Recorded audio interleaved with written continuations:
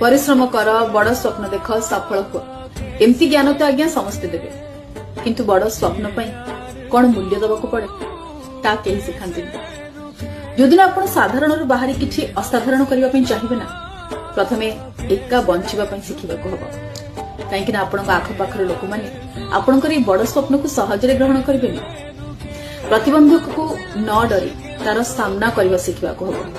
कहीं हुए तो अजना व्यक्ति मैंने आपको साहाय्य करपारती किंतु आपको बाटर कंटा पकेबे आपको निज लोक चमड़ा को टिके मोटा भी करने को पड़ो कहीं सफलता गोटे दिन तो मिलबनी किंतु कटाक्ष सांगे सांग मिल एटा द्वारा कौन हम देखुन मन मन सब कर पकेब ओहो भारी काढ़ुआटा ये सब कथा शुणी से प्रभावित न हो निज लक्ष्य उपरे नजर रखा एत सहज कथा किंतु करने को हम